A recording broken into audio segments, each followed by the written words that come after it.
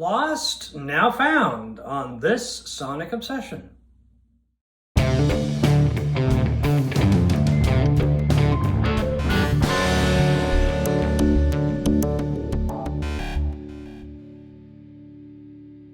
Hi folks, I'm John Whidden, and right over here is Steve McLeod, and welcome to another installment of Lost, Now Found, kind of like us, because we've been lost for a while. Yeah, this is our first video in about a month, I guess. Roughly a month, yeah. Combination of terrible weather here in Halifax, a combination of you not being under the weather. Under the weather. I had this nasty little, it was just a bug that would not go away. I don't know, coughing and sneezing.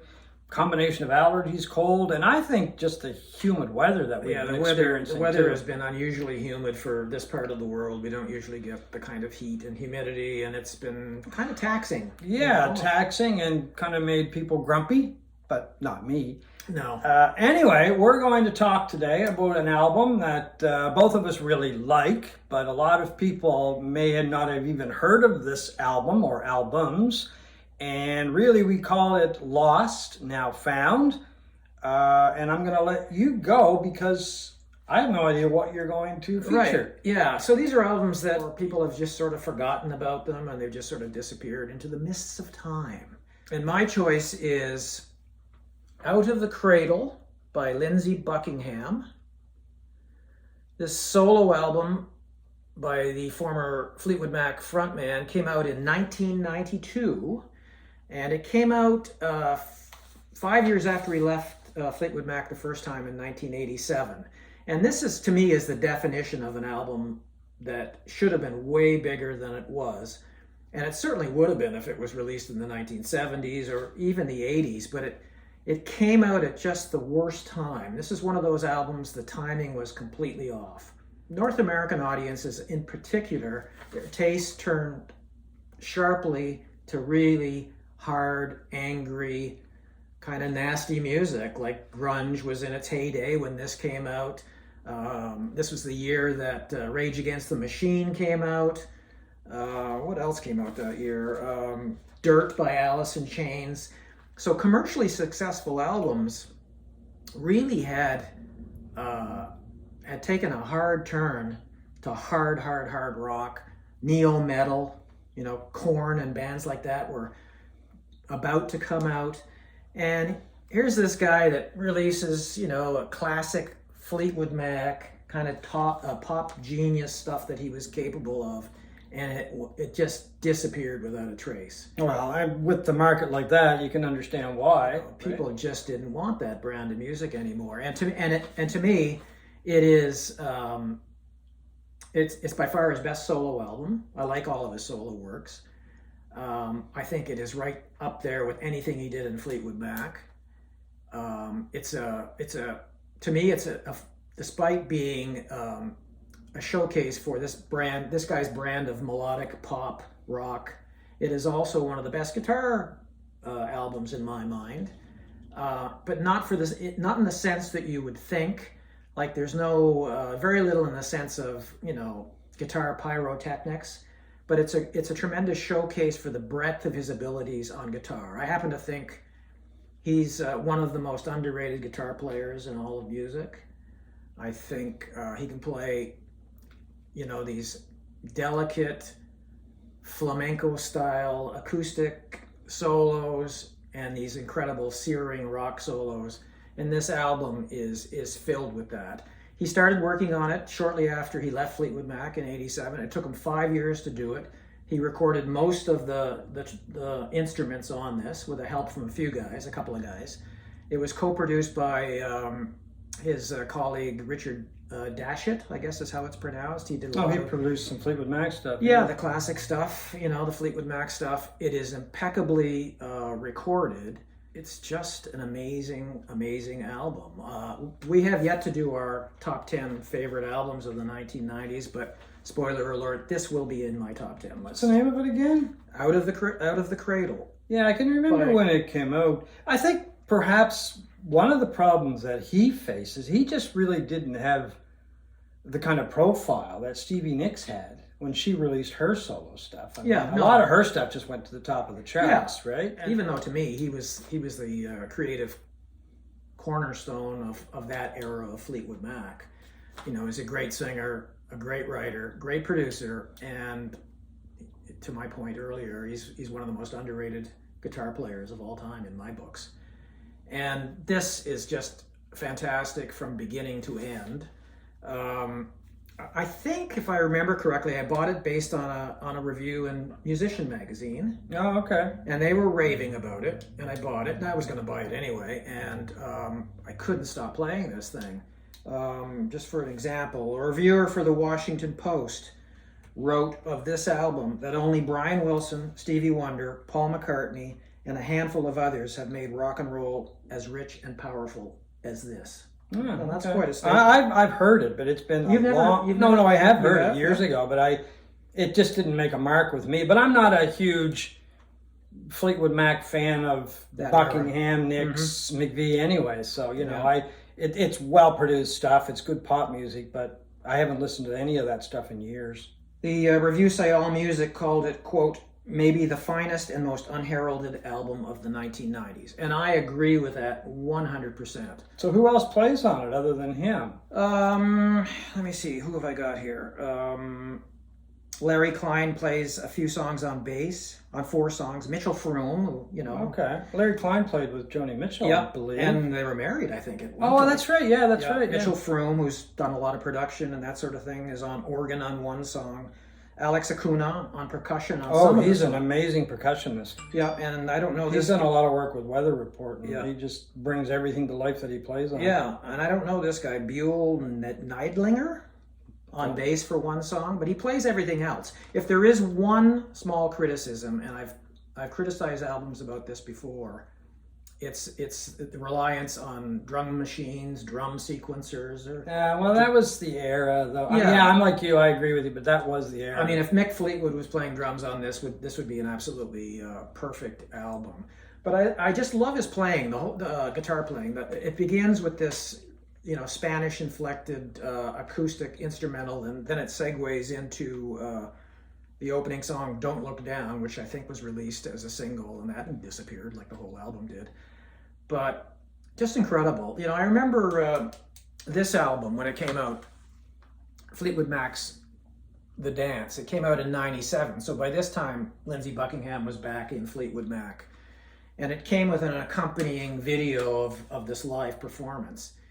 And he does just one of my favorite solos on this of "I'm So Afraid," the Fleetwood Mac song, where he does this unbelievable guitar workout. And Buckingham rarely used picks. He was a finger picker for the most part. And he's doing this incredible rock solo, and at points he's flicking his fingers backhanded on the strings like a flamenco guitar. He's a really good guitar player. And getting this unbelievable sound out of this solo. It is just to me it is the definition of a great lost album. It was never released widely on vinyl. In fact, it was never released on vinyl in North America or England. It came out, according to Discogs, in Spain on vinyl and maybe the Netherlands. It's never been reissued. And I would urge not only to, if you liked the Fleetwood Mac era music and you haven't heard this album, I would encourage you to do so. And I would encourage an audiophile reissue label to finally put this on vinyl. My choice for Lost, now found, goes to Blodwyn Pig's A Head Rings Out. The British band put this album out in 1969. It came together in 68, the band came together, I should say, in 1968, when Mick Abrahams was kicked out of a band he co-founded with Ian Anderson, Jethro Tull. He moved on, formed Blodwyn Pig with Ron Berg, Andy Pyle, and really a star of the band, Jack Lancaster, who's featured quite a bit on saxophone, flute, and some other wind instruments. Plays a major role in the sound of the band, which is more jazzy, I think is a good way to put it, than Jethro Tull. Very Tullish sounding, even the vocals. But whereas I've always considered Tull sounds kind of folkish, especially on the early stuff, that blues and folk and the early stuff. Yeah. And a lot of that I think has to do with the flute, which Ian Anderson played. And on this album, because Lancaster really plays a lot of sax, they have a jazzier feel.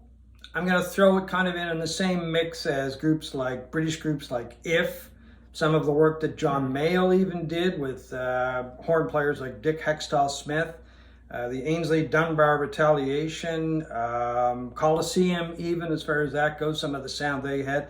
So kind of that jazz feel, jazzy blues feeling, because there's some really good blues guitar on this album as well. And Abrahams, of course, was a huge, not a huge, but he was a really good guitar player and very influenced by the blues. This album got to number 8, I think, or number 9 on the British charts, something like that. Really?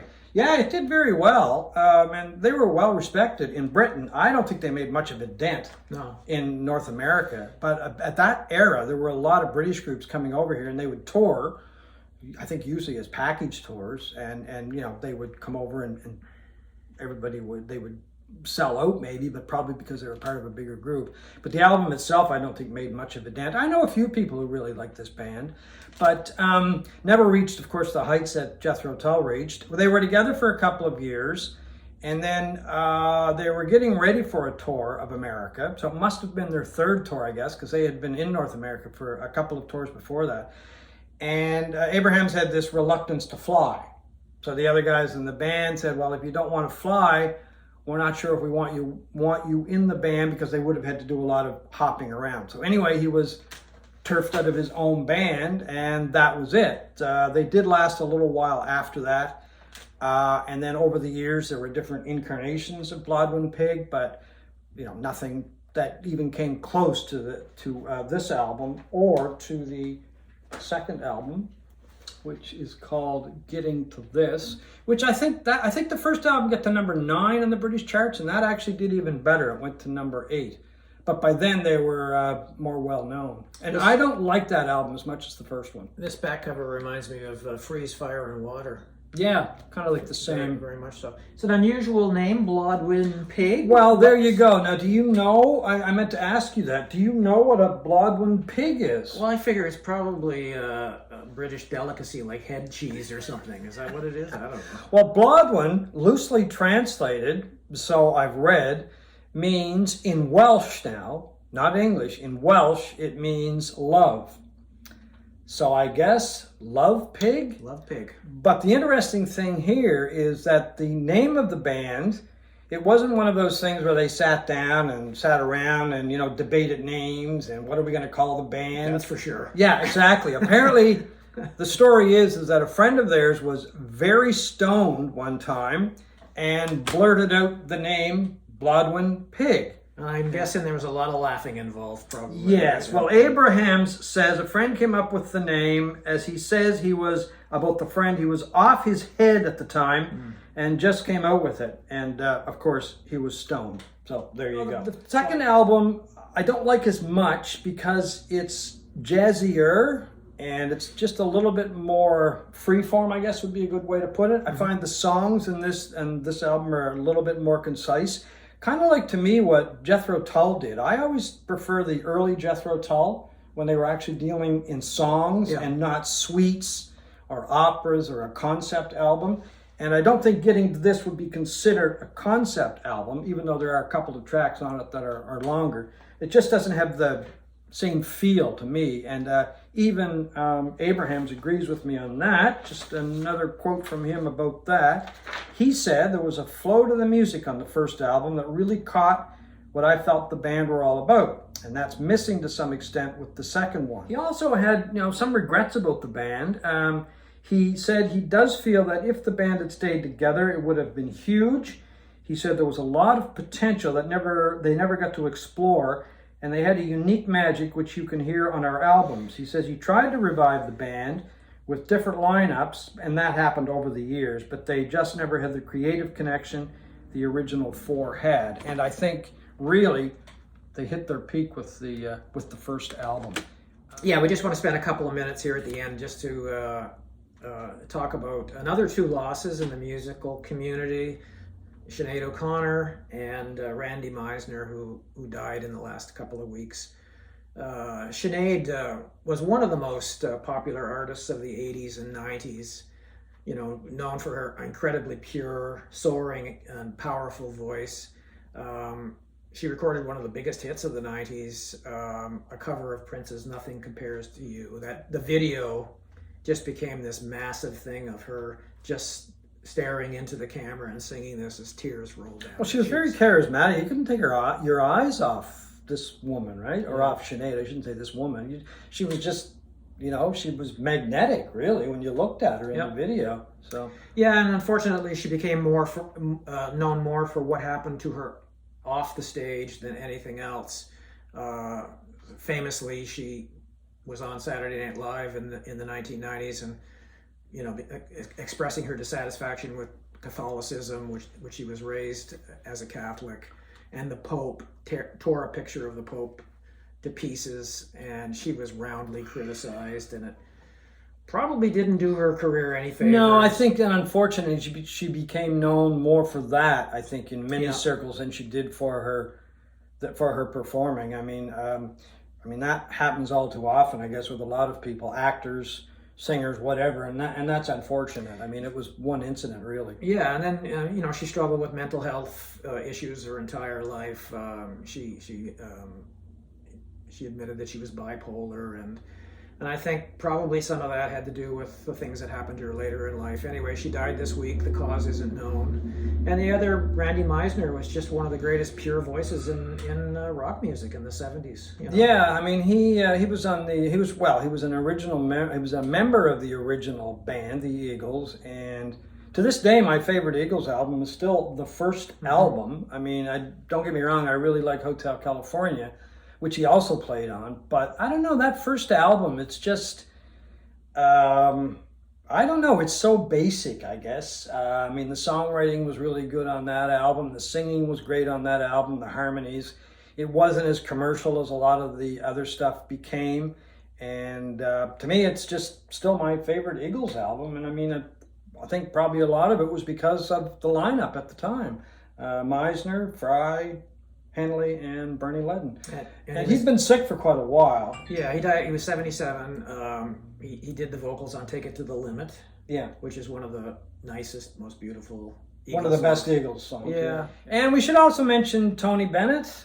He passed away a week or so ago. I'm not going to say that I was a fan of Tony Bennett, but I sure could appreciate his voice, and I sure could appreciate his talent, because he was a tremendous singer. So that's it. Lost, Now Found on this Sonic Obsession with Lindsey Buckingham, Blodwyn Pig, and our goodbyes to Randy Meisner, Sinead O'Connor, and Tony Bennett.